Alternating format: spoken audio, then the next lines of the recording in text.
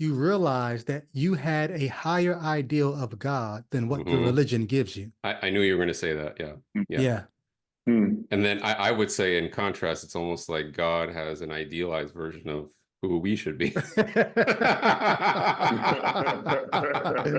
Wow.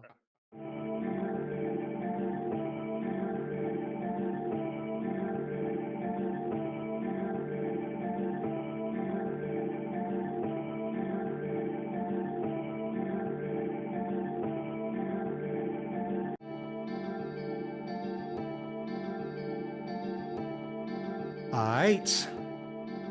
Y'all know what it is. Happy Nurch Day.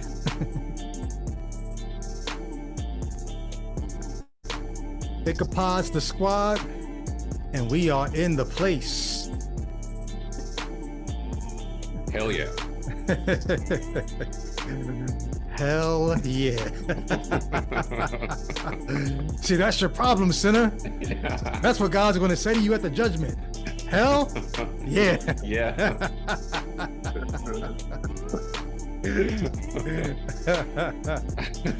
Yo. Good morning, folks. Come on in. Come on into the chat. Greet one another in the reason's name. We're glad that you're here. Yeah. Whether you're catching us live or whether you're catching us during the week. I think we got to make it a regular feature of our programming to mock believers who are intensifying their. I was watching some folks really kind of marveling at how close they feel we are to the rapture or second coming. And I think, and it was like, there's this fascination with the fact that that Israel is compassed about with armies. So this like hyper focus on one. Now, granted, there are any number of conflicts happening in any number of parts of the globe, but just an obsession with the fact that there's a conflict going on in this one particular. It's like, all right, this is me. So there are people who want to fan that flame. Yeah. Rather than saying de-escalate. Yeah. They want it to escalate because they say, "Oh, come quickly, Lord Jesus." Exactly. Yeah. And so us making fun of hell yeah and all this stuff, it's just like that featuring that kind of disregard and sort of sacrilegious attitude toward the nonsense of this mythology and ideology. I think it's just necessary at this point because I watched a person with the sober music playing behind them, just really say, look, God is moving all of the pieces on he said checkerboard, but I think he meant chessboard. Right. And he's setting it up for the coming. Look at it. He's setting it up for the second coming. It took 2,000 years, but now he's doing it. Like there's never been a war in that region. Like the conquest of the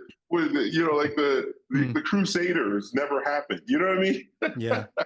As if you couldn't take this same fervor for end times and use it at any time there was some kind of some kind of uprising or some kind of event in the Middle East. Why is it different in your day? Yeah. Yep. Hey, it's just narcissism. It's just narcissism. Yeah.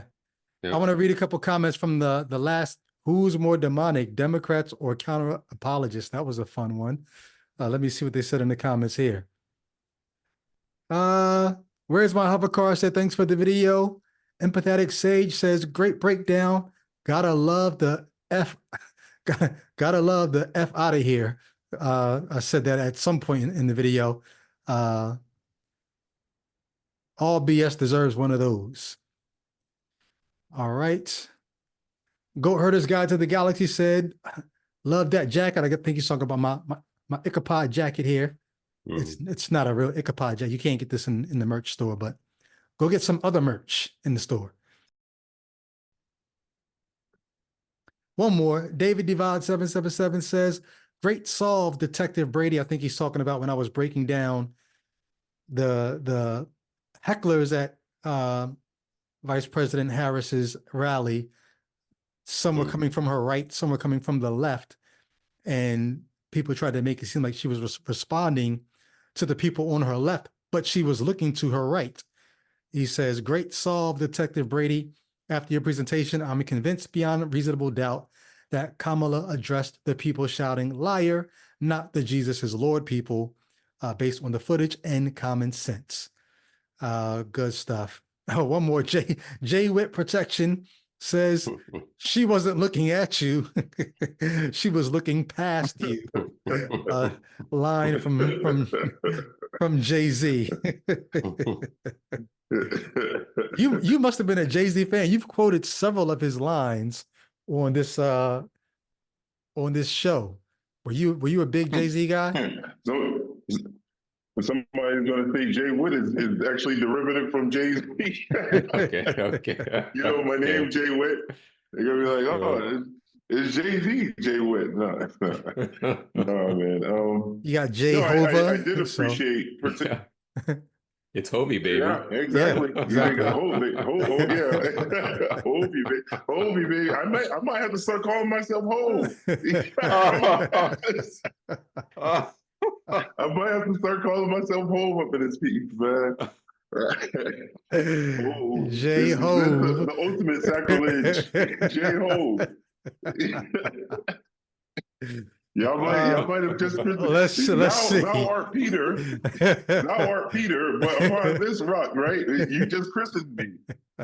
Now Art J Whip, but now you're gonna be called Hove. We might have to go there, man. All right. Let's go. We're done with that. Let me see. So let's go to let's do a quick recap of where we have been since we started this new book. And just so you guys remember, we're reading the NET, the New English Translation, the one with 1 million references in the text. Yeah, the Net Bible. That's not for internet, it's New English Translation. But last time we did look at Job chapter 1, where where's my music? I was trying to give you the cue like 5 times. Yeah, man. Come on. Okay. There you go. There you go. Last time we looked at Job chapter 1 from a man from the land of Uz, and I've been saying today. But here you had Job with 7,000 sheep, 3,000 camels, 500 yoke of oxen, 5 female donkeys, 500 female donkeys, mad servants, sons and daughters. And then you had a day when the sons of God were assembled and Satan was among them. And Satan tells God, hey, I've been looking all over the earth. And God points out Job saying, but you ain't seen this yet. Go mess with him. Go fuck with Job and see if you can get Job to deny me. Bet you can't. Satan is in the presence of the sons of God if he's not one of them himself. And on this day, Satan gets the permission from Yahweh to go and mess with Job's life, take his family, take his, well, as we pointed out last time, it's his wealth. His wealth is not just his donkeys and his servants, it's also his children. Satan gets permission to take these blessings away from Job.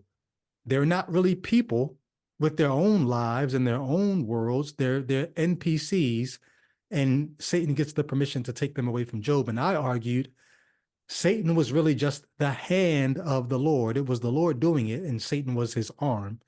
And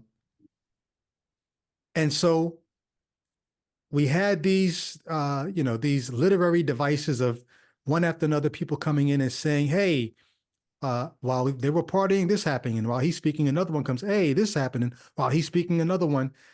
And Job does not curse God. Job throws himself down to the ground. Verse 20 and 21 of chapter 1.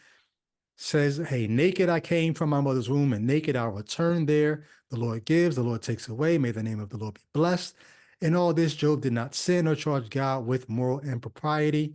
And so God gets a pass from Job, and Job remains righteous because he does not curse God. And if you thought that was bad, it gets worse, because now we go to Job chapter 2. Anything else you guys want to throw in there by way of recap? That was a good recap. Trying to think. Yeah, no, Job ends up behaving kind of like an annoying. I think of that episode. I think it was either Twilight Zone or something, where the woman hits the man and he keeps saying, "Thanks for the ride, lady." The guy keeps coming back. You ever see that one? Yep. It wasn't Twilight Zone. I can't remember, but it was either, I don't know if it was it's the Twilight same- Zone or Creep Show, one of those. Thanks for the ride, lady. Yeah, but needless to say, she hits this guy on the road, and he actually just keeps coming back to her windshield through the whole ride, and that's the nightmare. He just won't. She hit and ran, and instead of just just laying on the road, he keeps reappearing on the window, and so that's the nightmare. It's like, thanks for the ride, lady. Thanks for the ride. He keeps coming, and Job he's Teflon in that way, where he just, no matter how many times you hit this thing down, it just kind of pops back up. I will not curse the Lord. Thanks for the ride, lady. I'm going to bless God. Regardless, no matter what you do to him.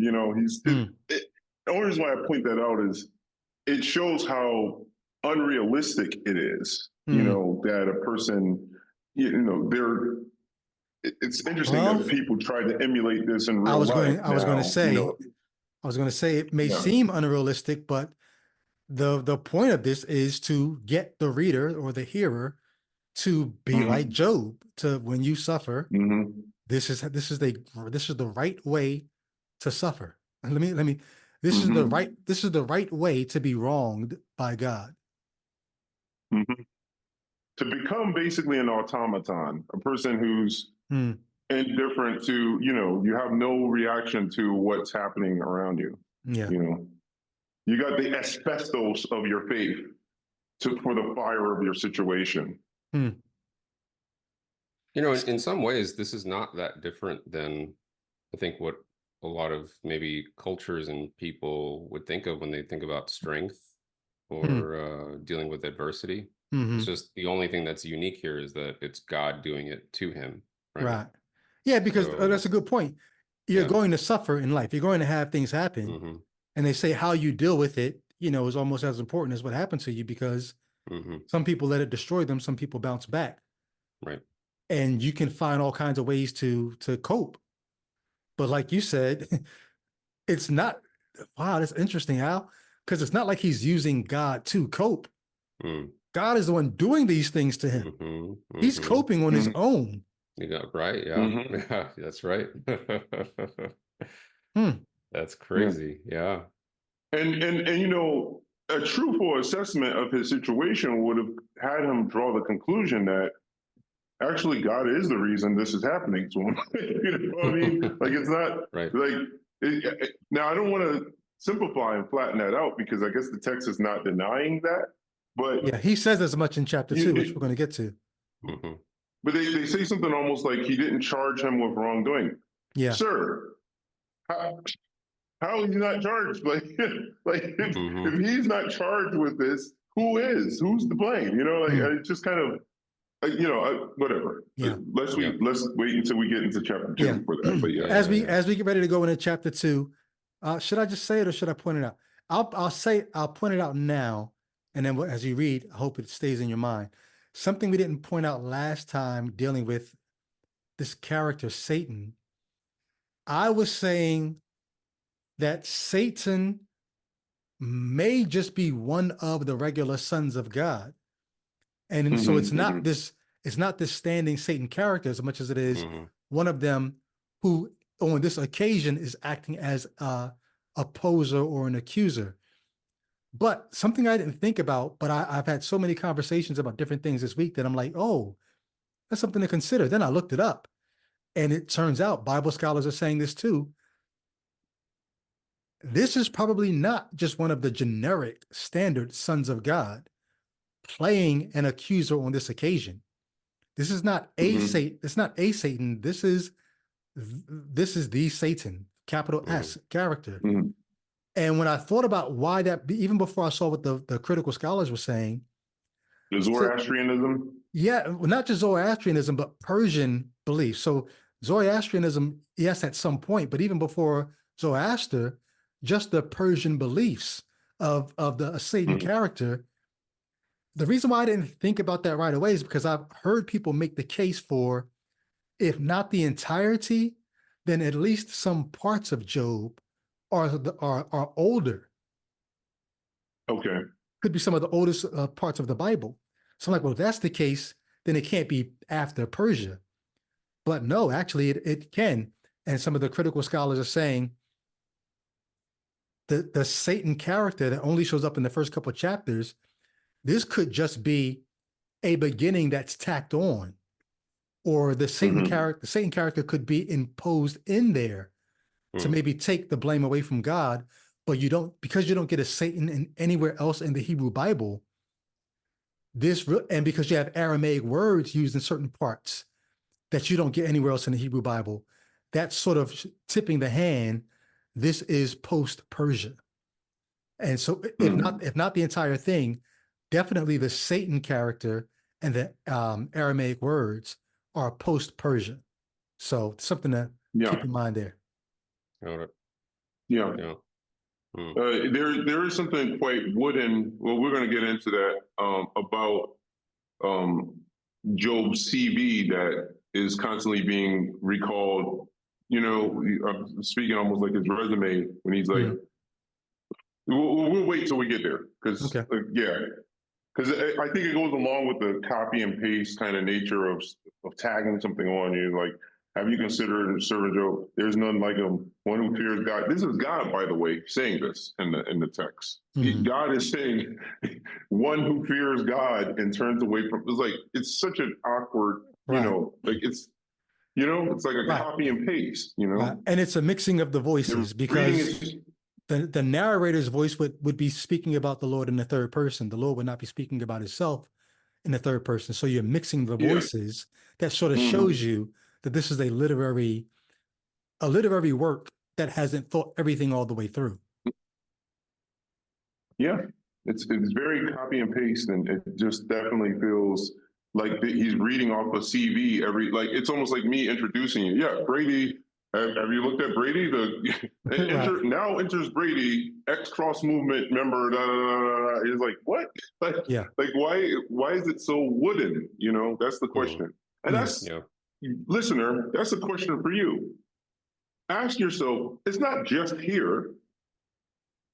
There are so many passages that are so wooden where you can actually see, like, you know, when you go to a restaurant, you see the kitchen sometimes. Yeah. You can see them making the food. And you're like, wait a second.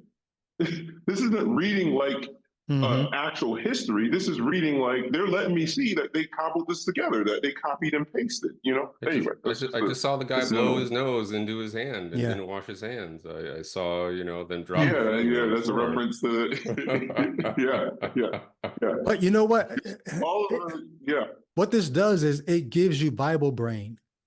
And what I mean is if you suspend your disbelief long enough and you suspend your critical thinking skills, then you end up going, you end up going through life accepting things that you normally would have a high guard or a screen protector up to keep certain things from getting in.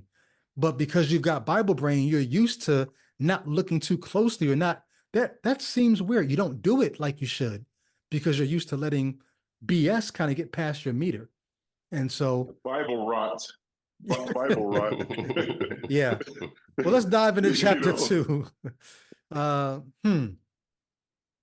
here's what I'd like to do. Let's read chapter 2, but then after we get through chapter 2, I think we could do some summarizing of the chapters that follow, because you get into the poetry and you get into a lot of imagery it may not all be as necessary to read, but let's at least read 2. Cool? Yeah, that's good. That's good. Sounds good. Yeah, sounds good. So again, the day came when the sons of God came to present themselves before the Lord, and Satan was also. We got to pause here and recall what you made, the very astute observation you made before about day. Yep, let's just do it. You said it before. Let's say it again, Brady, just in case the folks who are listening to this video didn't see part 1. Yeah. In Genesis 1, right, you have the sun. Well, first of all, you have light coming without the sun. So think about that. You have light without the sun, but that light is what gives you day and night. And then on day 4, you have the sun and moon being created. Separate sources of day and night. But all of that is about what's happening on the earth. Yet here we are supposedly. Pause for a second. Yeah. Brady, I'm gonna have to act like you to JR here. Like, I'm gonna have to pause you to make sure people are actually understanding. Okay. This is something I think you point out in your book, if I'm not mistaken. They may have not associated the sun with daylight the way we do now, right? Exactly, right. And this is the reason. This is Well, yeah, they had 2 different sources of light.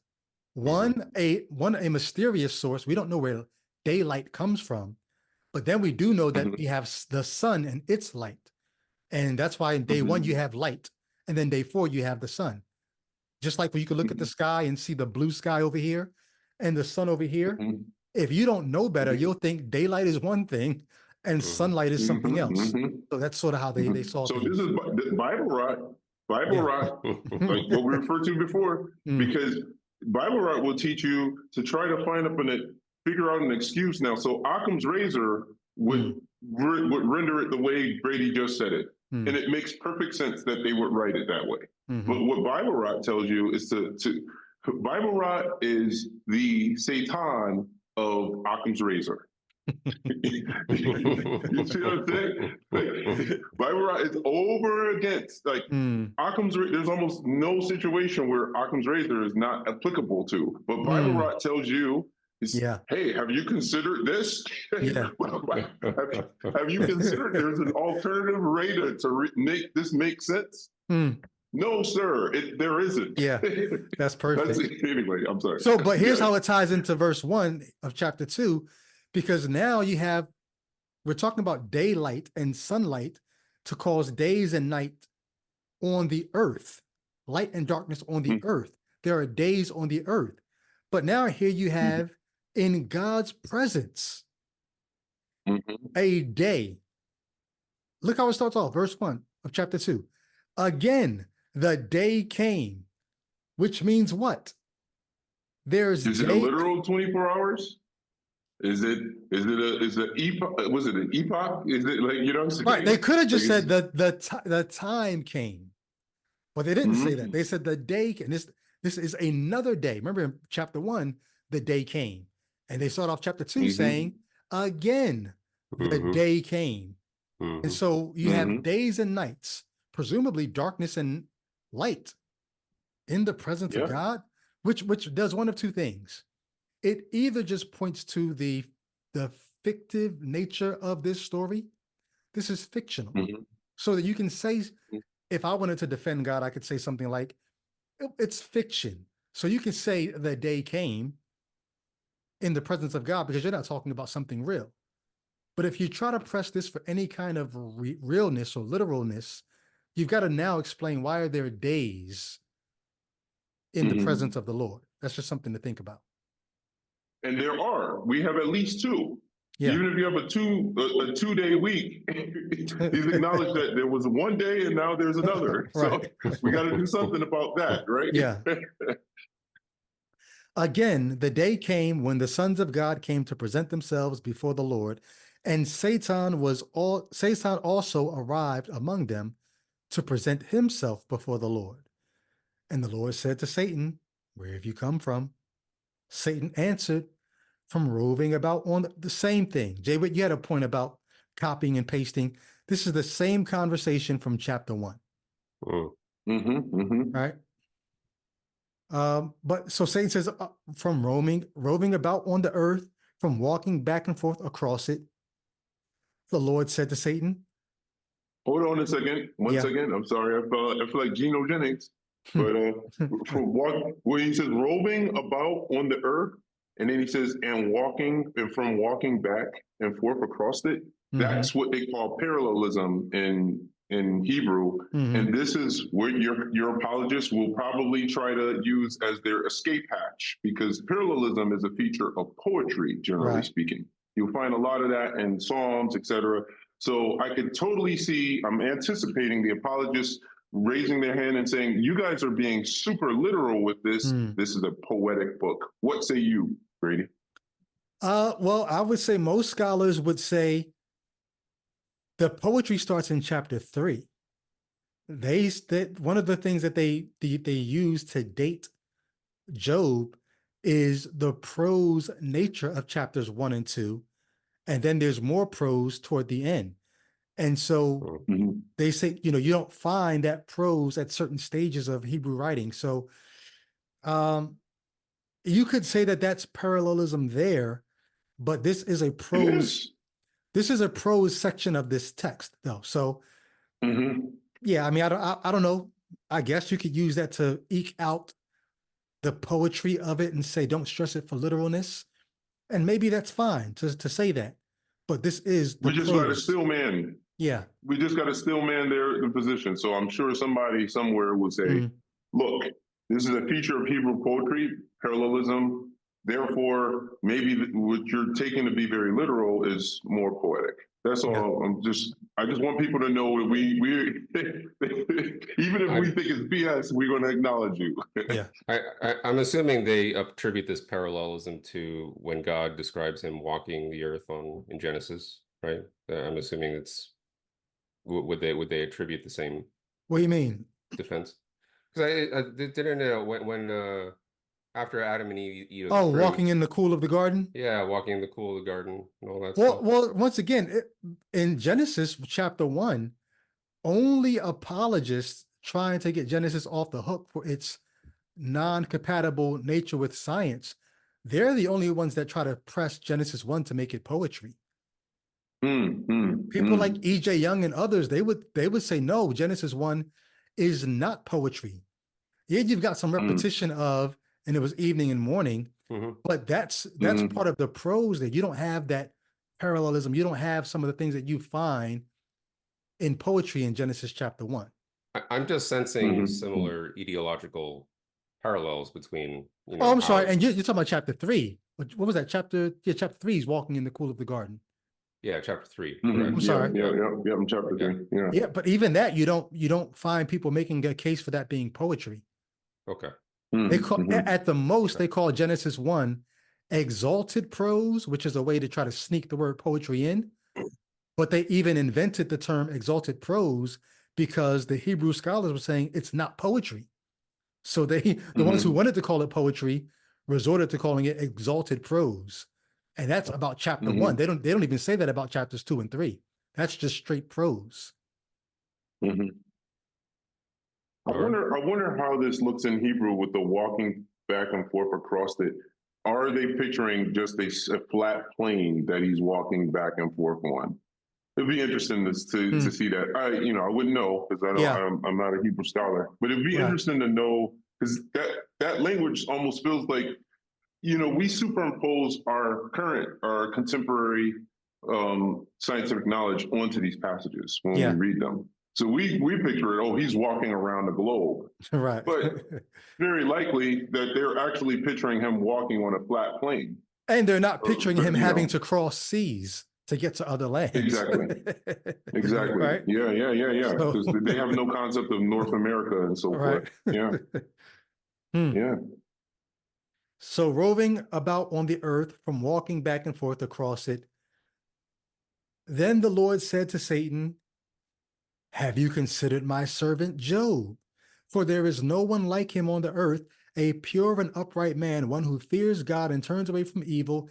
And he still, after everything I allowed you, everything I did to him, he still holds firmly to his integrity.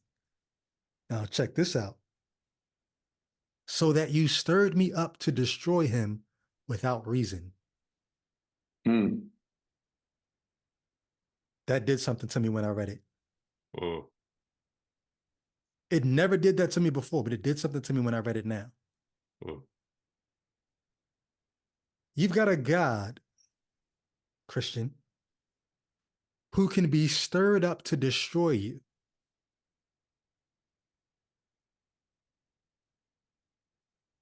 Is that not a little like? I mean, who did the stirring? Well, Right. you know what? That's the second part that irks me. Just the fact that he can be stirred up to destroy me. I don't care who it is. It could have been his favorite angel. Well, I mean, also, he acknowledges that it's without reason, which I think is one of the most telling things. That's another part, right? Because it's pretty hard to get out of that. You know, Yeah. he's acknowledging himself here, and based upon the fact that he makes another bet after this, that's similar to the first one. You can say that the second bet is similarly without reason, which means when people ask you, well, what's the meaning of Job? There is no meaning, because he himself, the deity in the text, says that it's without reason. You get what I'm saying? Like, you understand what I'm saying? Yeah. So he says, you stirred me up to do this without reason. He goes into, he wagers another bet after that. So what you're saying is, it's not the thing that even your mic is mute. Can you hear him, Al? Yeah, I could hear him. Yeah. Oh wow, I wasn't hearing him. Can you hear me now? I can hear you now. I can hear. Okay. So it's my internet. It's my internet. Yeah. It's not the thing that even we sometimes, as unbelievers now, we sometimes try to say that maybe the point of Job is that God's sovereign. And as a believer, I would say things like God wanted to call Job into his office to have a talk with Job, because even Job says at the end, I had heard about you, but now I've seen you. We try to give all these reasons as to what God really wanted out of this, but we don't really spend time with what you just said, Jay Witt. I'm mad about the fact that God can be stirred up. Al's talking about Satan is the one that stirred him up. Jay Witt's like, but wait, without reason though. Like, there's no reason for this to happen. So it's not God wanted a conference with Job. There's no reason for this to have happened. God is a nihilist. Out of his own nihilist. Yeah. Yeah. Oh, It's God. for all of you who want to claim you have to be able to offer a reasonable defense. You got to be reasonable in defense of your faith. Well, you have a God that's admittedly acting capriciously here. Yeah.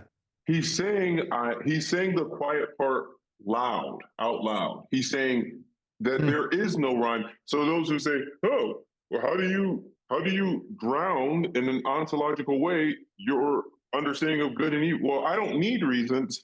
Right. Apparently, according to him, reason, things don't have to run on reason. He's saying it right here. So the next time somebody asks me, it doesn't have to make sense.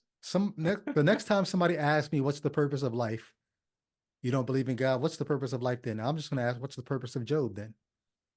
Right. You tell me the purpose of Job, I'll tell you the purpose of life. Yeah. I guess the Westminster Catechism goes further than the book of Job in trying to ground our purpose in glorifying God forever. God isn't even apparently up on that in this text. He's not like, oh, the reason why I did it is so that he can glorify me forever. He's like, no, there was actually no reason. You're right. I had no reason to do this. Yeah. Oh, it's funny. Right. I'm reading the footnote just real quick. It's saying the point of the verb to be gracious and its derivatives is that the action is undeserved. In fact, they would deserve the opposite. Sinners seeking grace deserve punishment. Here, Job deserves reward, not suffering. Yeah. Yeah. Does that kind of underscore what we're saying, though? Yeah. No, absolutely. No, this is from the NET footnote here. So if that's the best thing you can offer up, I'm thinking like that still underscores our point is that he didn't have a legitimate reason to put him through the suffering. Yeah. Yeah. Yeah. So that you stirred me up. So yeah, we got on the without reason part, but just give me a little more juice on the you stirred me up. Let's read the footnote. There's a footnote there, right? Yeah, there is, but I mean the verb literally means to swallow. It forms an implied comparison. Have you been swallowed up? No. I think the verb is the verb they're talking about is destroy, not the stir. That's right. That's right. Destroy. You're right. Yeah. So hold on.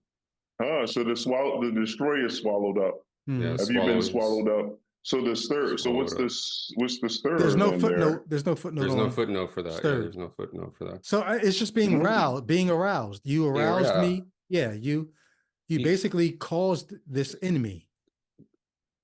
God is dysregulated. He can be dysregulated emotionally. Yeah. Thank you. I was trying to think of a way to say that, but that's a great way to say it. Yeah. To serve a God who can be dysregulated emotionally. Right. To destroy you.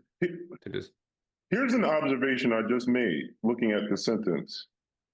While Job is still holding firmly, in other words, he's rock solid, God is he's got the vertiginous and capricious nature here. He's the one not being firm and standing firm. You see what I'm saying? Right. Like it's an interesting contrast because God himself says he still holds firmly to his integrity.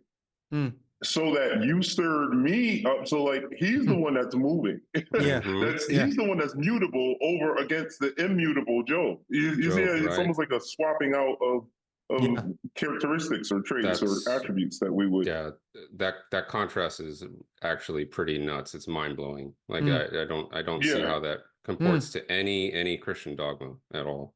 That's crazy. Yeah, it's a complete contradiction. Like man here is seen to be immutable, and God here is seen to be mutable because he's actually changing. Remember, this is what they want. They want to produce these kinds of followers, these kinds of worshipers, so that you don't leave the religion, you don't go to a different God, you don't do anything when life doesn't pan out. If you keep the commandments and it doesn't work, you still don't move. Even if God's the one moving, you don't move. Right. I shall not be moved, right? That's what the song used to say. This from Psalms. It was based on the Psalms. Just like a tree planted by the water, right? I posted never heard something that song back in the day? Yeah. I posted something on Facebook recently. Said, on the road to Christian atheism, you realize that you had a higher ideal of God than what the religion gives you. I knew you were going to say that. Yeah. And then I would say, in contrast, it's almost like God has an idealized version of who we should be. Wow. Yeah. We want a God who can't be stirred up to destroy us. We want a God who's faithful, a God who doesn't lie, a God. We want all that. That's not who you find in the Bible. But then, like you said, the people who write what this God wants from us, they want us to have all these high attributes, all these characteristics that are just inhuman, and damn us if we don't. So godliness becomes manliness. Right. You know, godliness becomes manliness. Yeah. Wow. Well, but Satan Can I read verse 4? Yes, go ahead. But Satan answered the Lord, skin for skin. And maybe we should read the footnote on that because there's a footnote on skin. Yeah. Can you guys see what the footnote is there? Yeah. I can't even see it. The preposition ba'ad, it's a Hebrew term, designates interest or advantage arising from the idea of protection for or the benefit of. But odd. So that's, Oh, that's, is that, mhm. I think that's on the 4. Skin 4. The footnote is for the word for. Right. Yeah, but there's one for K. There's a footnote K here too. So what's that footnote? Let's see. K, the meaning the meaning of the expression is obscure. It may come from the idea of sacrificing an animal for another person in order to go free, suggesting the expression that one type of skin that was worth less was surrendered to save the more important life. Satan would be saying that Job was willing for others to die for him to go free, but not himself. Skin would be a synecdoche. So they're saying skin would be a synecdoche of the part for the whole, like the idiomatic use of skin today for a person in a narrow escape. Skin of his teeth or something like that. Yeah. The second clause indicates. No, go ahead. What'd you say? The second clause indicates that God has not even scratched the surface because Job has been protected. His skin might have been scratched, but not his flesh and bone. So basically, but if his life. Job gave other skin to save his skin.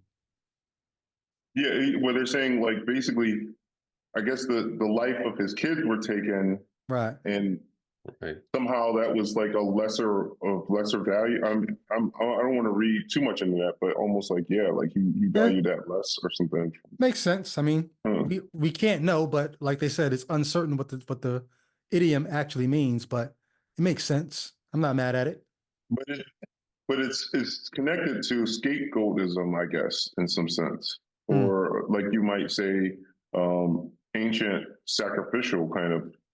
They're suggesting that that's a possibility that is derivative from the ancient idea of sacrifice. Of basically, hey, is Christ here in the skin for skin? Can you see? Can you see Jesus in that? Anyway, well, back to the passage. So we said skin for skin. Okay, where am I at? Verse 4. Yeah, skin for skin. Indeed, a man will give up. I guess it's almost elucidated by the following. A man will give up all that he has to save his life. But extend your hand and strike his bone and his flesh, and he will no doubt curse you to your face. So the Lord said to Satan, all right, he is in your power. Only preserve his life. Any thoughts? Only preserve his life. Oh, I'm sorry. I forgot to put the text on the screen so people can see it too. But I'll get that ready for the next time we read. But yeah, let me see. Where's it at? You can go ahead, Al, if you have any thoughts on that. Yeah, I mean, this is crazy. I mean, you just have these demigods basically just literally, just messing with your life, just fucking with your life, just like it just, and they have so much power over you, and it's like the only, he says preserve his life only maybe it's literally just to win the argument. It's right. It's like that's the feeling I get reading this now. It's like I'm going to win this argument. So I want him to be alive to tell his story. I want to tell. Yeah, exactly. That's crazy.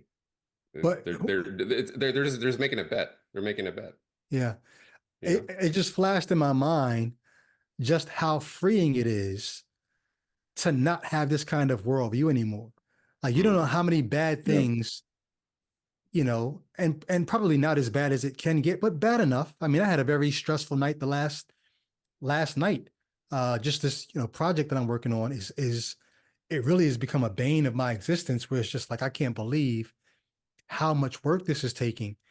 But there was a time when I would have looked at the amount of work it's taking and the amount of times I'm having to go back around the block to do the same thing again differently because I did it wrong the first time. I would have looked at this and tried to find some kind of some kind of universal galactic meaning, spiritual, like there's something going on here beyond just me having not done this right the first time. There's got to be some spiritual significance to this. But to not have the worldview that sees gods and devils and demons and angels and spirits behind anything, but taking life as it comes and just dealing with it as it is, like this is night and day. The worldview that they're trying to build here in terms of getting you to be okay with the ups and downs of life by making you picture some heavenly bet between spiritual beings, like just to not have to go through all that just to be okay with what happens in this world. It's amazing. It's such a relief to not have to have these kind of lenses on. I think of the old fugitive posters where they would say wanted, dead or alive. And it just makes me think of the times where they would make exceptions and it's usually because they want to torture a person. They don't want to give them the out of death, or they want to bring them to justice. So they'll be like, make sure you don't kill them. You know, it brings to mind David when his chief officer killed Absalom. Remember that? Absalom's hair got caught in a tree, and then he pierced his heart with I think it was like a sword or something. And when he told David, David was weeping, and he eventually told him, like, you're going to demoralize the army. You better get up and stop weeping, you know, over here. But it was because David told him, preserve his life. David had a similar statement to God here. But why was David saying David was saying preserve his life because he loved his son. Here, concern for Job doesn't seem to, like, you know how they talk about the father's love for us? You don't really get a sense of David's love for for Absalom here. You know what I'm saying? You don't get a feeling of God loves Job, and that's why he's saying preserve his life. You get more of a feeling of preserve his life so I can win the bet.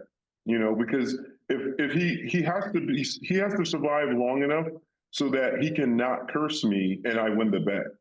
So if you kill him, we'll never know if I won the bet because he will have died in his misery.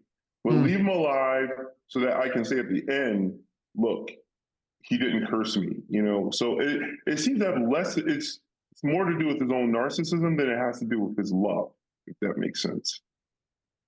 Well, because you say that, I'm going to pay attention. I don't know offhand. I'm going to pay attention for whether or not anything like love ever comes up in the conversation between God and Job once they get talking. Yeah, like you don't get the fatherly, you don't get any familial, like nothing avuncular or anything. There's no relational, you know, all of this stuff. I'm going to shut up. But I was listening to a Christian who had just come from Philip Anthony Mitchell's conference, and they were arguing about how, like in Islam, you don't get the fatherly love. There's no relationship. Well, you don't get any relationship here either. Like, where is the relationship? Where is the love here for Job? Like you know, it's like the old song, where is the love? Where is the love? Like, or to quote Jay-Z, where he says, ain't no love in the heart of the city. Ain't no love in the book of Job. ain't no love in this book, man. Ain't where no is the love in the book of Job. Like, it's like you don't sense Job's overwhelming love for his kids when his kids are destroyed. You don't sense the love of God for Job. You don't sense the love of Satan, obviously, for Job. You don't see, you don't really sense love at all. You don't even almost sense any love of Job for God. It's just sort of like he's just sort of resigning himself like an automaton, but there is no real. Where's the love? Ain't no love, like you say in the book of Job, man. Yeah. You don't see love, ain't no love in this from thing. his wife to him or from him to his wife either. Nope. Yeah. Nope. Go ahead. And that makes it a very inhuman. What kind of speaks to me, not what speaks to me, but what I'm hearing is this idea. It's like it's the words that are not being said almost. And to me, the words could be Job telling himself, like, shut up, you person, like, shut up, or it's like it could be like God telling him silently, like, shut up, slave, you know, shut up, you know, like you know, like, don't even try, don't even cry, right? Don't even, like, say anything that, you know, don't even, that's really what it is. Be silent. Don't even say anything. That to me is like what makes it really, I think, kind of soul crushing is when you brought up the whole Absalom thing. I was just like, that's crazy, because Absalom was a rebel, right? He was a kid who rebelled against his own father, and he got what he deserved, I guess, right? According to, but the text, yeah. But yeah, it's I think that's a brilliant contrast what you brought up there. I think it was Joab. I believe, if my memory serves me right, Joab was the chief that I was referring to of the army in that story. I think it was Joab who was his chief, and he comes to him after having delayed Absalom's death, and David is mourning out of love. And you don't sense, he's like, David's a man after God's own heart. I don't know about that. You know, like, it seems like David has a little more heart than God. Like, there's no fatherly love here. You don't sense, obviously that's a later development or evolution in the religion. The idea of the loving father was not present here in this, or is not present in this book, it seems. Al, you want to read verses 9 through verse 9 through 10 for us? Sure. I'm sorry, 7 to 10. Yeah, 7 to 10. So Satan went out from the presence of the Lord, and he afflicted Job with a malignant ulcer from the soles of his feet to the top of his head. Job took a shard of broken pottery to scrape himself with while he was sitting among the ashes. Then his wife said to him, "Are you still holding firmly to your integrity? Curse God and die." But he replied, "You're talking like one of the godless women one of the godless women would do. Should we receive what is good from God and also not receive what is evil?" In all this, Job did not sin by what he said.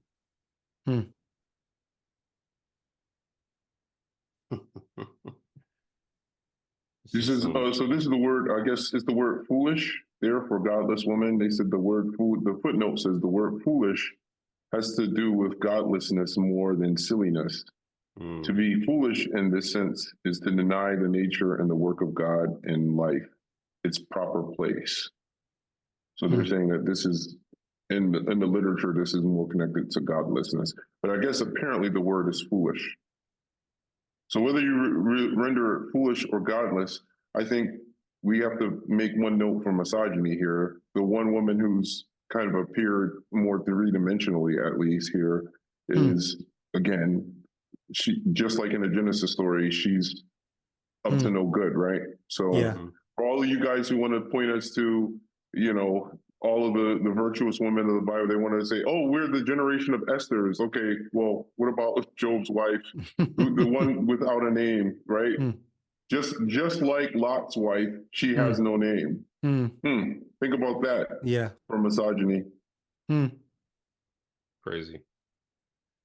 We talked about this a little bit. He doesn't even call her by name. Yeah. He doesn't even call her by name. She's just like a godless woman. We talked about this a little bit last time. The things that God gives Satan control over here, now Satan's got the control over what happens to the human body. Yeah, the health of the body.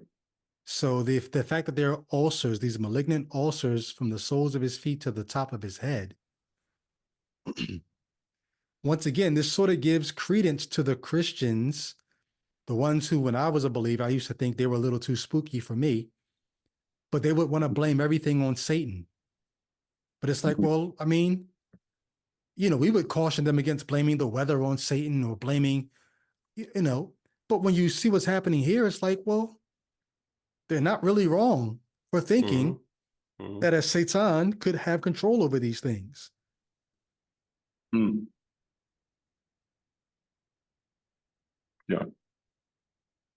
And again, God is acting as a mob boss.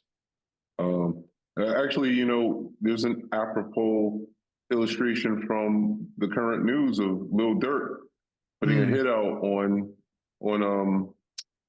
what's his name? Quando Rondo. Quando Rondo's cousin. And he's being charged again because, listener, listen to this. What are the reasons people hire intermediaries to do work for them? One is to distance themselves from culpability, right? Well, we see Dirk, he doesn't get the Draco and go chase after Quando Rondo to put him. No, he's like, I have the money. I'm the money guy. I will hire hitmen and assassins to go kill Quando Rondo. Obviously, it was botched. And now that the law's caught up, even though the other guys killed him or killed his cousin, they're all facing murder charges. Why? Even though Dirk wasn't a trigger man, human beings have enough sense to know that you don't have to be the trigger man. If you actually funded the enterprise, you're guilty too. Now, here in this passage, this Satan character, who, by the way, is not the full orb Satan or Satan of the New Testament, that's an evolutionary development. But whoever this character is, they had enough sense to try to distance, like Dirk, their deity from the action. So they put in an intermediary. The scripture says there's one mediator between God and man, the man Christ. No, there are two mediators at least. And also the same time. This is great. Yes. God has mediated his malintent. Think about that. The malignant ulcers, right? God's mediated his malintent through the Satan. That's crazy.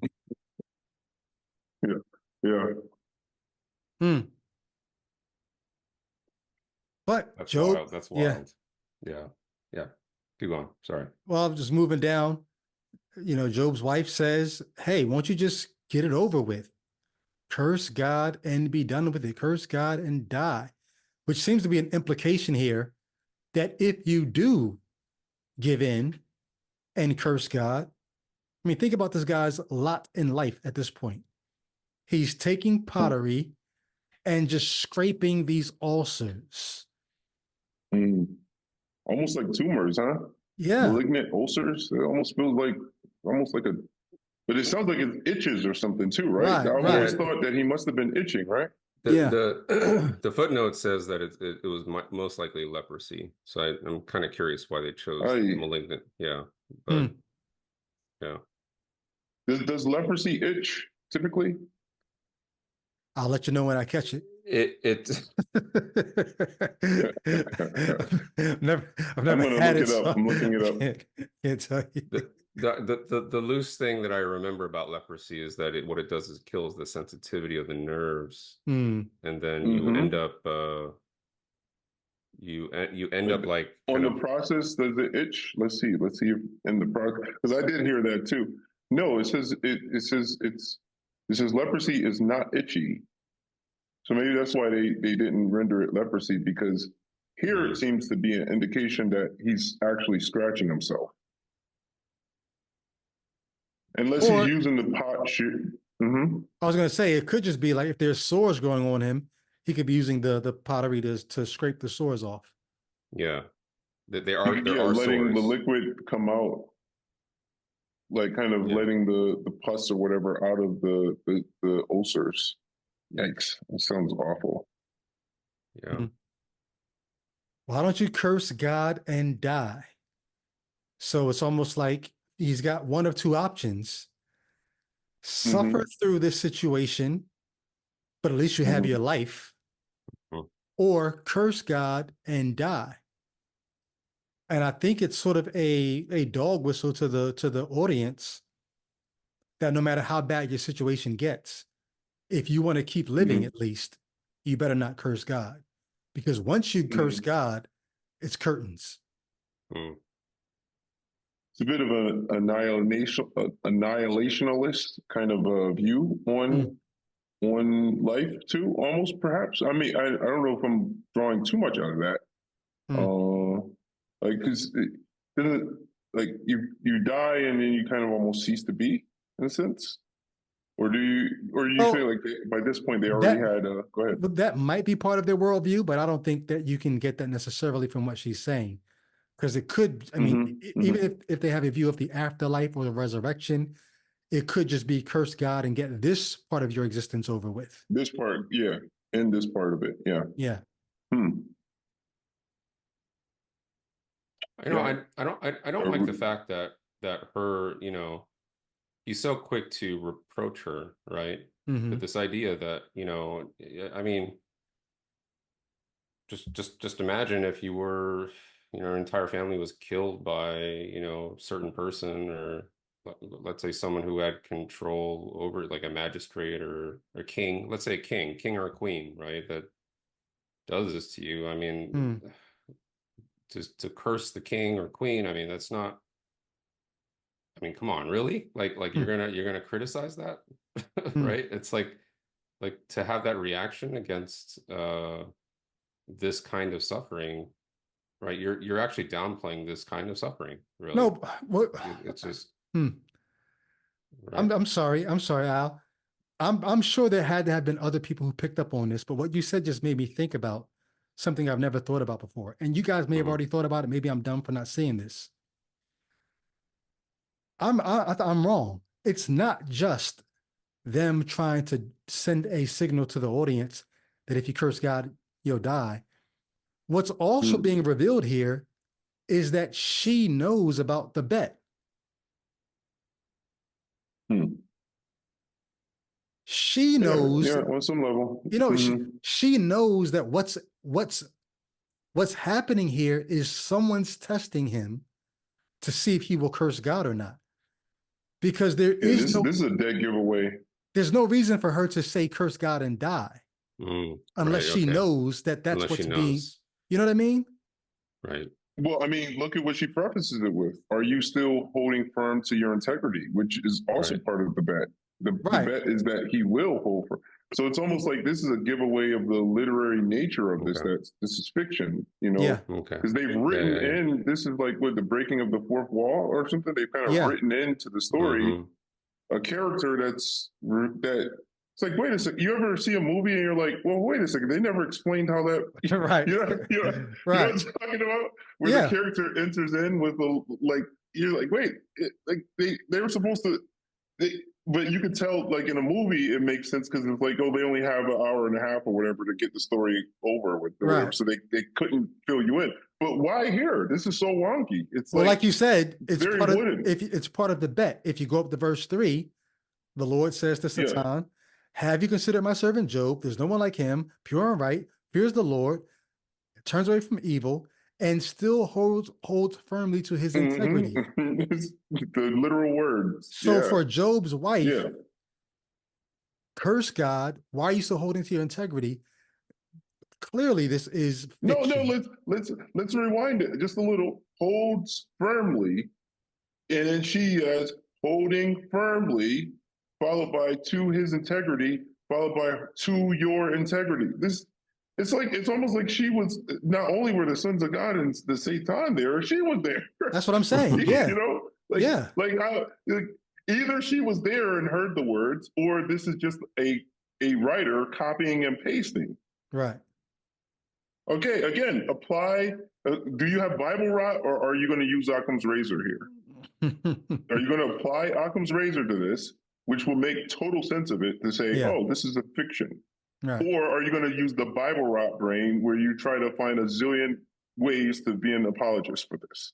And keep in mind, like we said last week, there are very many Christians, we might have been among them, who would, the non-literal nature of this does not ruin anything for anybody's faith.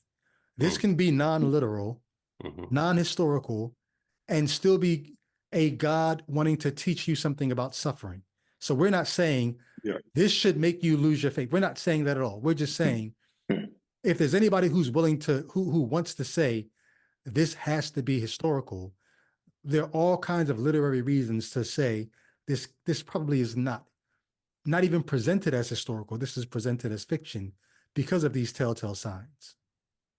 Yeah, we got to put on our full counter-apologetic armor and let people know, hey, we're not being fundy here. That's like the shield of non-faith or something. Like, we're not being fundamentalists here. Because that's the accusation. That's their way of saying, oh, you're being anti-intellectual. You're being too fundamentalist. But what I think is telling is Job's answer.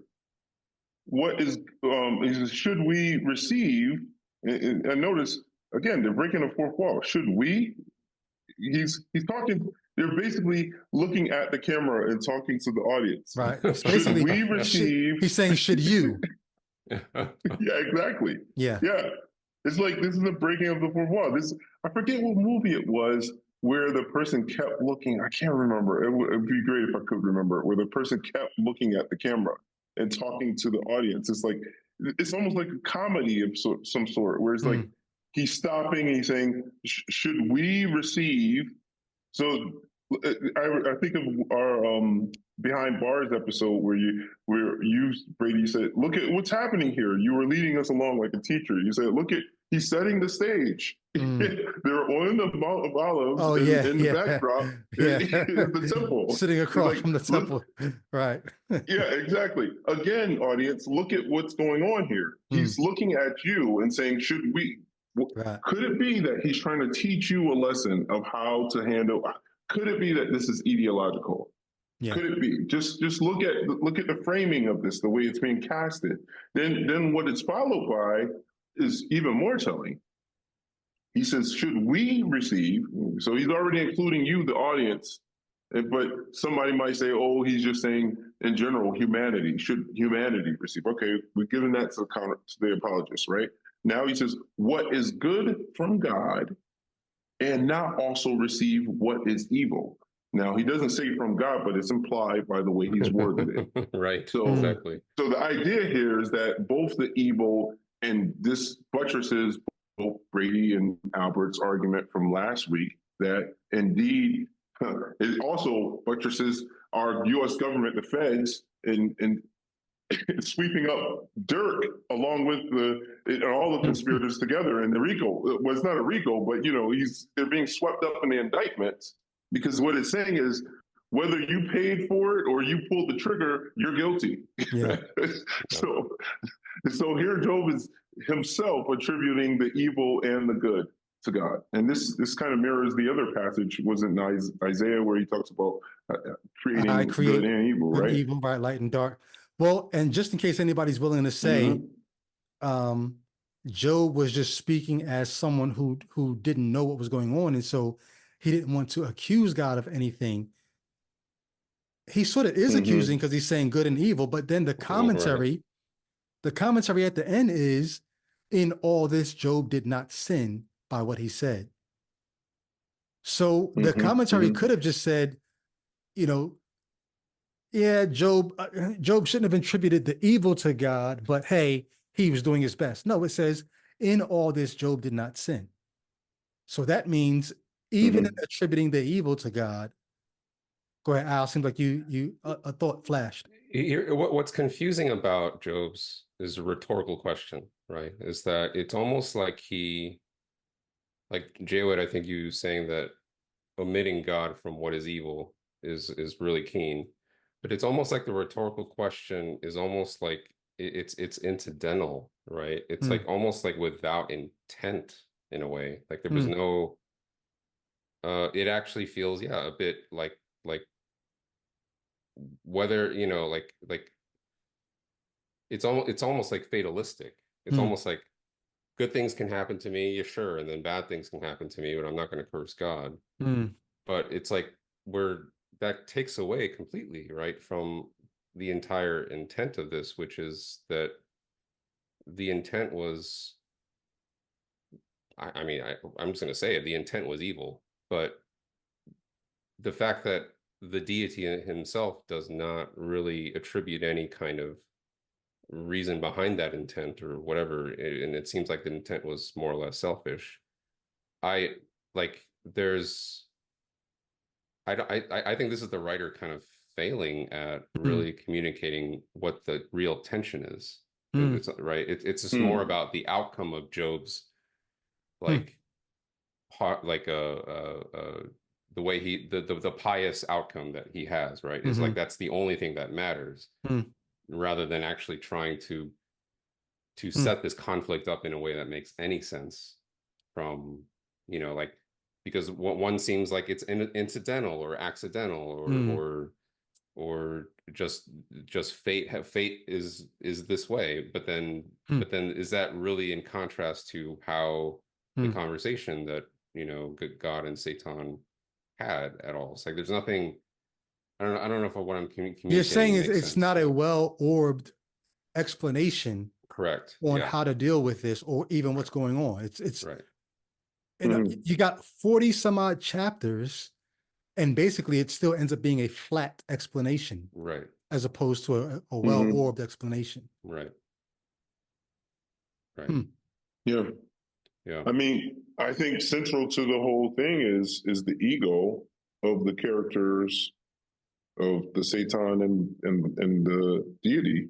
Is, you know, because what drives any bet? Ego. It's, hey, I'll raise you one. You know, Kamala is going to win on election night. It's going to be Trump. All right, you want to put some money? All right, I'll put $50 on it. The other guy puts a. What's driving that whole interaction? What's driving that exchange? Ultimately, what's driving it? Especially when the deity says, you know, you've driven me to this with no reason. So how has he driven? He's used his ego. How you have to ask yourself, what's the tool he's using? How is he, you know, I was looking at a person who was driving some goats with a whip. What's the whip that he's using to drive God into this wager? The whip is his ego. And how is his ego playing? Well, I'm right. What you have to ask yourself, for an omniscient God, how could the whip of your ego be used by a being that knows less than you? Now, obviously, I'm assuming a certain amount of univocality when I say that, because obviously, apparently, maybe he didn't have this attribute of omniscience, and then it makes some sense. But if you front load this deity with all of the attributes that we get through later revelation, there's absolutely no reason why this would even make any sense. Well, imagine. I was going to say, like, you're to talk about the omniscience of God here. I'm trying to think about what the counter to this would be, but you do have to lack a certain amount of forethought, foresight, and omniscience to be able to be stirred up by the challenge of what this person might or might not do if you do X, Y, or Z to them. Because if you know what this person will do, there's no way it can stir you up.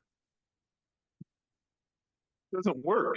Yeah, you just say, look, I win the bet because I know the future. That's, I mean, like, the game could end right there. No, it's like, no. You. It doesn't end right there, because you could still want to show them what the situation will be. But that doesn't mean you'd be stirred up.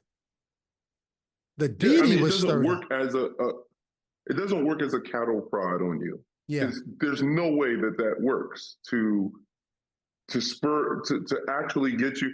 The only way it works, the betting thing works, is that neither of us really know, but I think I have a better idea than you do. And I'm willing to engage in that. But am I going to engage in a bet with a 4-year-old? No, I'm not doing it. It's like, I win.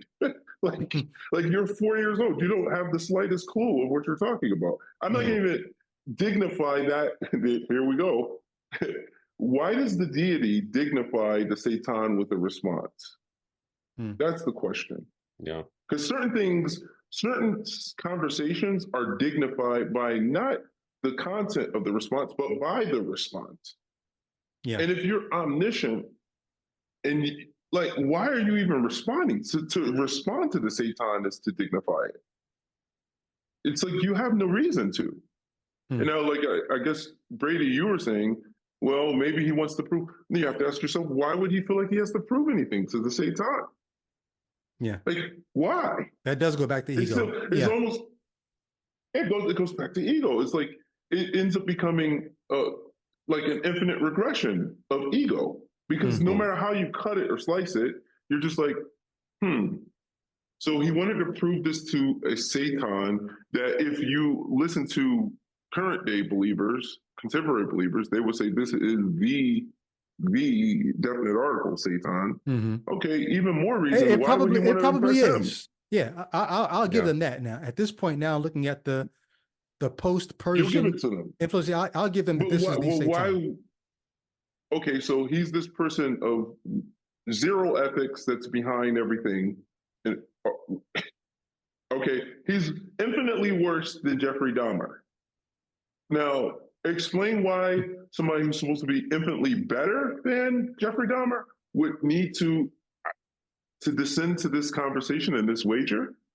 Well, like that question is answered by the other question we asked last week. If this is the Satan, why does he get standing in the presence of God on the day when the sons of God are coming before to present themselves to God? So whatever the reason is for that. And so now here's the weird thing I'm going to do. I'm going to go back on the other comment I made. As fictitious as this is, maybe this was not meant to be read as fiction, because if you're taking this Persian idea of a Satan to explain evil in the world, and now you're telling stories about what the Satan does, you do want people to think that this is how reality works. This is why bad things happen in the world. So this is not just learn a lesson from this story. You're shaping people's view of reality on what you're now thinking or wanting them to think happens in some heavenly realm. Well, Satan is also called the God of this world, and in other passages New Testament in the Bible. So First John. I challenge the listener, if you're a believer, to consider the fact that if you look at your belief system from a certain direction, it's almost polytheistic, basically, because Satan, or the Satan character, is essentially a god. You know, he's like, when you see him interacting, I mean, Occam's razor again, the way he's interacting with your deity, they're interacting like peers. Yeah. Like, consider that. Like, you don't see, there's a casualness to the conversation, you know? So it's not like, oh, I won't be spoken to in that tone of voice. No, it's like, all right, good point you make. All right, well, go ahead and do what you're going to do. That's the kind of conversation. It's not, the Satan does not enter into his presence and take his hat off. He leaves his fitted on. The Satan is quite comfortable in his presence, is what I'm saying. And is able to stir up the deity. Right? I'm not making a bet with my, I mean, I guess I could make a bet with my enemy, because I'm trying to, you know, but consider, at least with our bets, I stand to make a little money or something. It's like, who's ever given to God that God should repay him? like, you know, to quote Isaiah and Paul, who's ever given, for from him and to him and through him are all things, to him be the glory. If that's true, right? If from him and to him and through him are all things, to him be the glory. How the hell is he making a wager with? How in hell? I guess he's not in hell, because the Satan is in his presence. But how is this happening? Yeah, Anyway. the question that you're asking is, what does Bible God get out of this? Like, if Job doesn't curse God, Job gets, you know, new kids and, you know, new livestock and all that. What does Bible God get out of this? It's ego on some level. But the only way the ego thing works is if it's a peer. The ego thing does not work if reality as we know it is stratified the way believers think it is. The ego thing doesn't work, but the ego is the only thing that's driving it, like you said, because from him and to him and through him are all things. So there's nothing that you can give to him. Well, There's nothing else but. somebody could say what God gets out of this is a better relation. I don't know how, but a better relationship with Job, because now Job now knows God in a way that he didn't know God before. And that's what Bible God wanted. But in order to know things, they have to be reasonable. They have to be rational. And God's already dismissed that. He's already dismissed reason from the equation. So going into this book, you're let in chapter 2, they let you know that you stirred me up to do this without a reason. So, you know, how do you grow into the grace and the wisdom and the knowledge of God if he's acting capriciously like this? Satan gave God lemons and God made lemonade. Godly lemonade. And we got a few more verses here. Let's finish these verses. When Job's 3 friends heard about all of this calamity that had happened to him, each of them came from his own country. Eliphaz the Temanite, Bildad the Shuhite, and Zophar the Naamathite. They met together to come show sympathy for and to console him. But when they gazed... Gotta interject. Gotta interject. This is a perfect place to put an ad in for you guys to join the Ichabodians, because they should have maybe been included in this list. become sponsors. So maybe the Ichabodians. Ichabodians. Yeah. You know? So nice little plug there, you know. And shout out to all the Ichabodians. We appreciate you guys, all the Ichabants and the Ichabodians and the Icha squad. Thank you guys for joining and supporting. And but yeah, all these folks, they come through. These when they gaze at him, verse 12, when they gaze intently from a distance, but did not recognize him, they began to weep loudly. Each of them tore his robes and threw dust into the air over their heads. Then they sat with him on the ground for 7 days. There's the love. There's the love. There you go. 7 days and 7 nights. Yet no one spoke a word to him, for they saw that his pain was very great. Yeah. Again, he's getting more love from those guys who actually get hated on later than he's getting from God, right? Yeah. At least some sympathy, empathy, I should say. Let me see what the word is here, because they say, in this version, they say sympathy, the verb to show grief, and literally signifies to shake the head. It may be that his friends came to show the proper sympathy and express appropriate feelings. They were not ready for what they found. Yeah, and they tried to console him. And this is the infinitive is nakhem, to comfort, console. This word may be derived from a word with the meaning of sighing deeply. So there is some sense in which they tried to they try to enter into his pain with him. And again, this is something you're not seeing from the deity. The deity is very removed.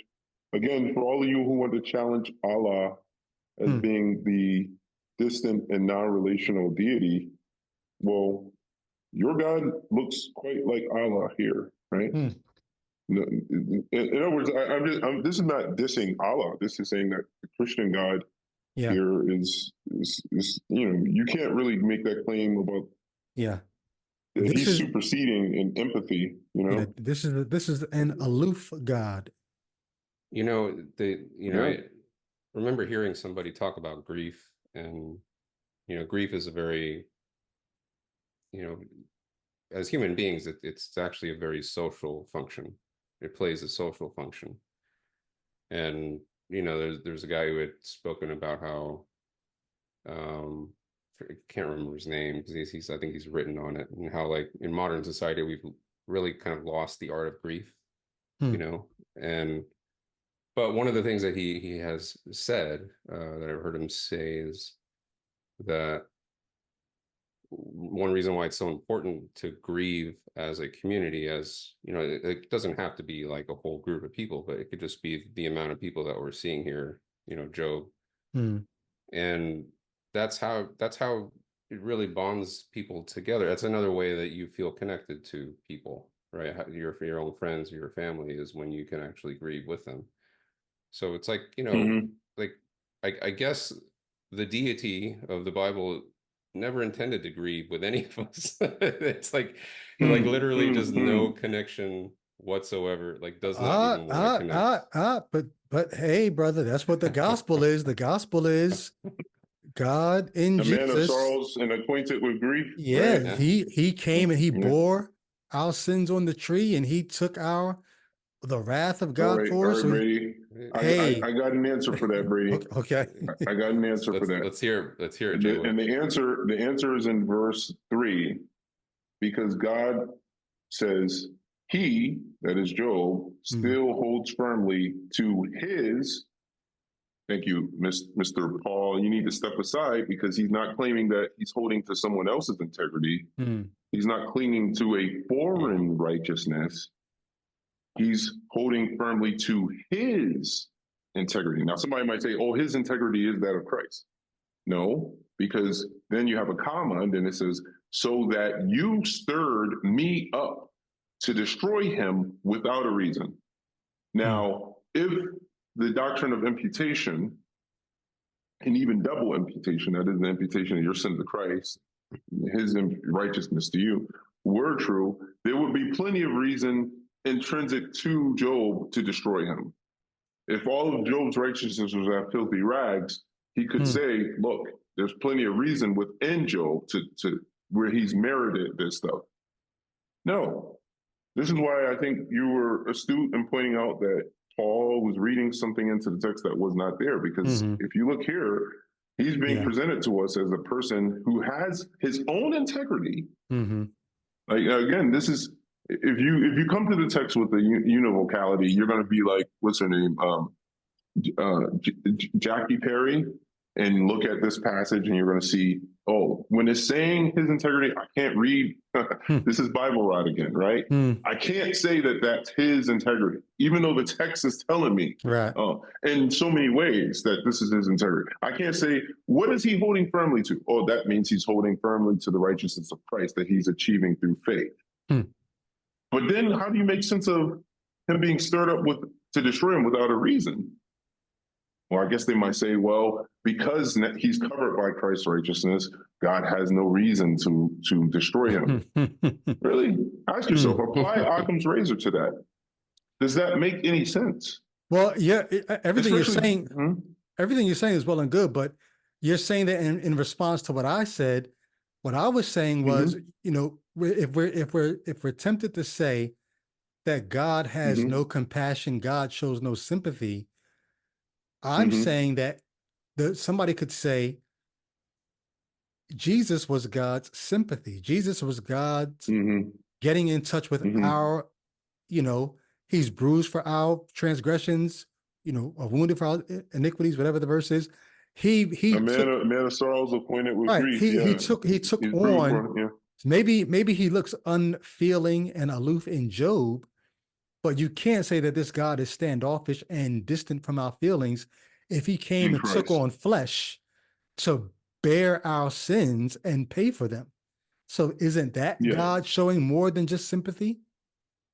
Well, that's the reason why I was combating it with that, is to say that Job he doesn't have an imputed righteousness. He has his own righteousness. So Job doesn't need, no thank you. Job is a no thank you here to Christ's righteousness. He doesn't need it. Well, right? I was going to make a point, but go ahead. Yeah, I think the only point is I think we could be making a conflation here, because I think just given strictly from the narrative of Job, we don't see a sympathetic God. We can all agree. Now, I think when it comes to And the reason I pointed out in the narrative of Job is that we have the narrative structured in a way, and events that are happening that clearly show that God doesn't give a BS about, you know, grieving, etc. But I think when we get to the gospel narrative, I think the entire, like, I don't think the gospels actually answer the question that Job is trying to answer. For sure. Like that I think that's where I think the conflation is happening. Mm-hmm. Sure, I remember Tim Keller saying, you know, at certain points when he talked about suffering, it's like, well, we know that God cares to some degree or in some way about our suffering because we see how Jesus came down and Mm-hmm. suffered for us and blah blah blah. But it doesn't still it's still inadequate because it doesn't really answer the proposition or the mission that Job is trying to accomplish. Mm-hmm. Doesn't even, you're not even a step closer, really. Well, I think as a When you Christian, take I the would have been Gospels. able to get around that by saying even Job's family, their suffering was temporary. So God, where sin abounds, grace does more abound. Like Mhm. Job and them, their suffering was only but for so long. Even if God didn't remedy their situation in this life, he could remedy it in the life to come. But imagine if God didn't remedy our sin, our spiritual suffering. God did us one better than solving our temporary suffering. God went to the extent of solving our eternal suffering. But how is Job's suffering not spiritual? Right? Because I did. it's he may have felt it in his soul as he's on the Mhm. ground with the pottery trying to scrape off the ulcers. Mhm. He may have felt it deeply, but when we think about spiritual, we think about things that are not just lasting but everlasting. Job's suffering was not everlasting. I mean, suffering is suffering. I mean, if you lose everything, Yeah, but if you gain you it in the know, life to come, did you really lose it? yeah, but it's not really, how meaningful is it when if you just bring the spiritual into it? I mean, it's not like, But that's Well, I what. mean, Oh, go I ahead. know that I know Job later says, "I know my Redeemer lives," and that passage has gotten a lot of Mm-hmm. mileage through the that's true. Christotelic or Christocentric view. They will say that, you know, and he says, "I know my Redeemer lives, and in the end, he shall stand on earth," or something like that. Mm. Which a lot of believers take that to mean Job is seeing, you know, he's looking like Abraham with faith to a redeemer that's going to come. I mean, the word is redeemer there. Mm. So they will try to see that. Well, what I'm saying is, whatever he means by redeemer, because you have to also consider, does he have a robust concept when he says, "I know my redeemer"? How could he know? How could he, you know, when we're talking about, I guess, the science of how he would know a redeemer if it wasn't filled with the kind of information we know a redeemer to be. What do you mean, redeem? That's a complex concept. That's not substitution. That's the language of redemption. And he says, "Oh, you know, you've been sort of bought back. You know, you've been bought with a price." Did Job have a doctrine of that kind of thing? No, I mean, people can hardly understand that in the works of Paul. So this univocality allows people to read all of the Pauline Redeemer kind of theology Mm-hmm. into Job's usage of the word Redeemer, which probably has I shouldn't say probably, has no relationship to the Pauline theology of Redeemer, and probably means something totally different, actually, when he's saying, "I know my Redeemer lives." And I think it may be even capitalized in the ESV, Redeemer, meaning that they personalized Mm. the Redeemer there to be Jesus. But in fact, you know, it's probably some other quite generic word. Just Mm-hmm. it's probably footnoted. You know what I mean? Like it's the Yeah. kind of thing Yeah. that's footnoted. Hmm. Yeah. Yeah. Well, I It think we just did shows it. you how like the Bible is done so much. Like the Christocentric view Mm. of Scripture. It's like it's the non-wearing of masks for the virus.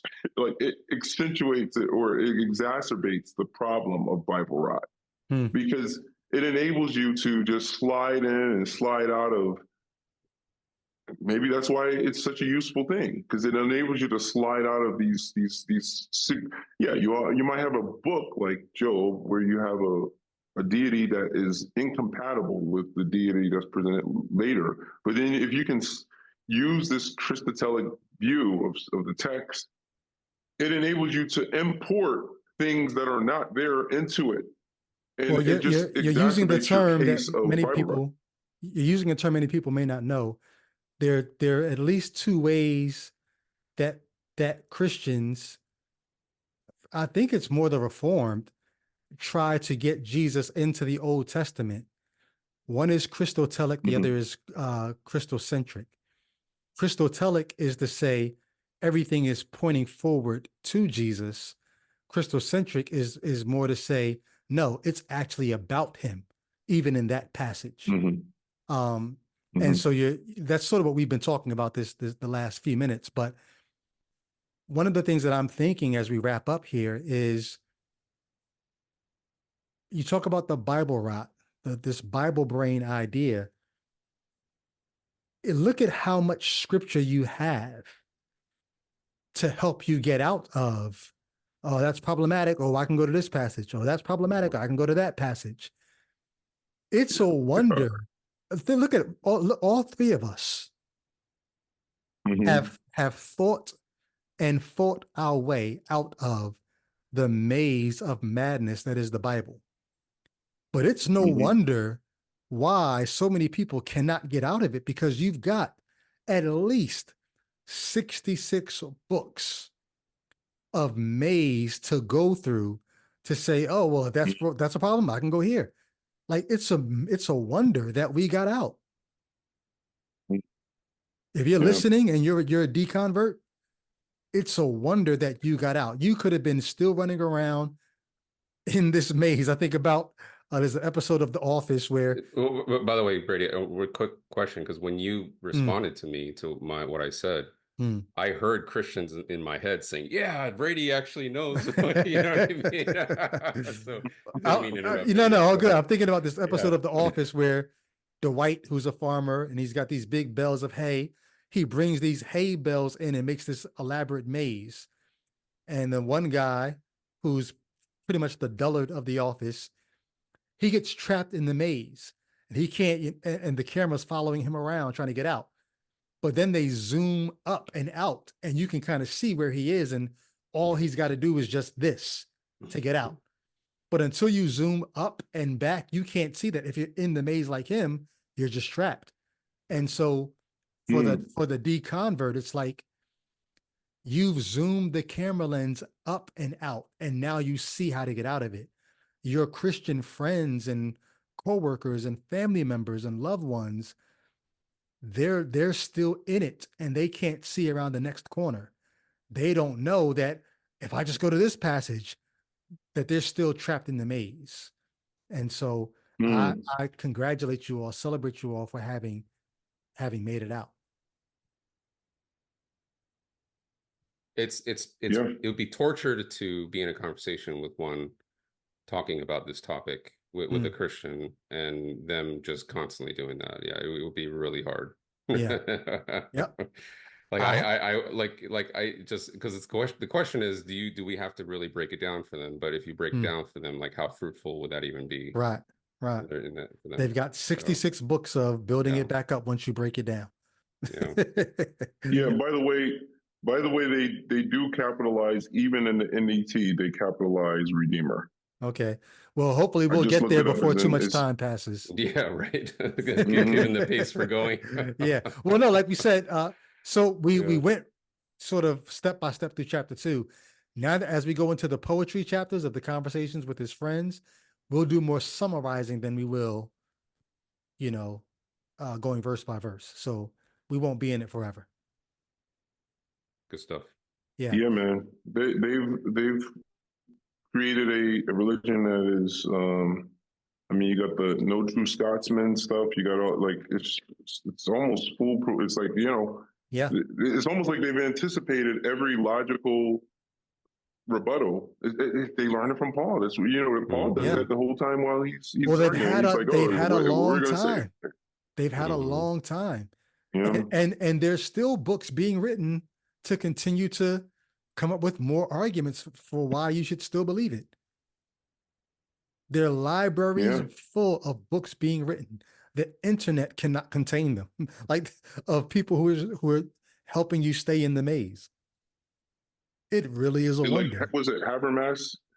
Is it Yep. Habermas who just released the book on the resurrection? Or The resurrection. It's a series. So the first book is over 1,000 pages. Yeah. The second one just came out, and he's got a third one coming. Yeah. And Paula G has been reading that cover to cover. Shout out to Paul Enns, Paula Gia, for tackling that, and he's working on his own book about the resurrection. So I can't wait for that. That'll be wow. Yeah. So we play our little part. There's a lot going on in the counter apologetic space. We play our little part, and I'm thankful to you guys for joining me and helping to play a role in. I wanted to talk back to the Christian world that I helped to build. I wanted to break that down. And I just appreciate you guys for continuing to stand with me. You guys did not have to do any of this. You guys could have kept going on about your business. And yet here we are, going on year 2 of, this podcast and just helping to show other people you're not crazy. You saw it. Yep, that's not true anymore. You know it's not true. I could have done this alone, but I don't think I could have done this alone. And I'm glad I didn't have to. So thank you guys. It's our pleasure. It's felt meaningful the whole time. So yeah, for the both of us. So yeah, we're Brady's friends. Soon to be talking about Joe's friends. Right. Yeah. Way to tie it back in. All right, y'all go ahead and enjoy your day. Good stuff. We'll rock on the next one. Peace.